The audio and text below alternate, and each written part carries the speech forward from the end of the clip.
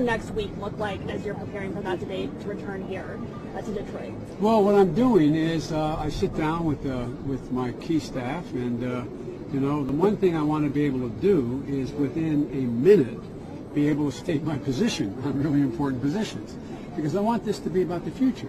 What is the future? What plans do we have? Totally legitimate debate to disagree on, for example, on health care.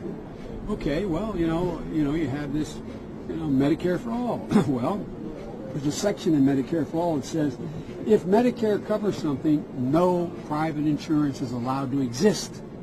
And yet I have some people saying, no, I'm not going to do away with Obamacare. We can still have supplemental insurance. Supplemental insurance is not anything that's already covered by Medicare. Can't do it. End. Out. No employer-based insurance, period.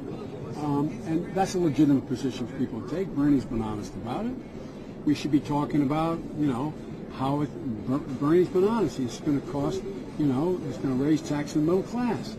Well, you got to find $30 to $40 trillion somewhere, and how are you going to do it? Well, I find that people will say that for Medicare for all, but they're not going to tax the middle class because we don't need to do that. Come on. What is this? Is this a fantasy world here? We got to have, so I want to have a real debate where there are differences in our opinion. You may not agree with my view, which is that we should expand Obamacare, provide for a public option, take everyone who's eligible for Medicare, Medicaid, automatically enroll them, allow people to move into that if they want to, if they don't like their policy. But, let's not play a game here. You cannot keep Obamacare. And by the way, don't you find it interesting? It's a rhetorical question. But don't you find it interesting that the idea that everybody acknowledges it's going to take a while to pass this, number one.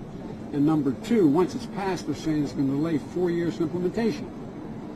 Now, that kind of in and of itself is going to be kind of hard to do. What happens in the meantime? What happens to Obamacare?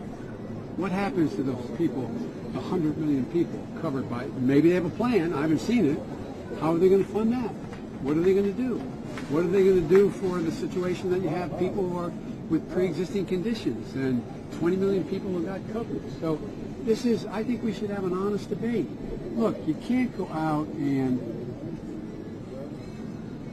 you can't run for president and beat Donald Trump without leveling with the American people what you're going to do and how you're going to pay for it. I'm anxious for that debate. Anyway, thank you.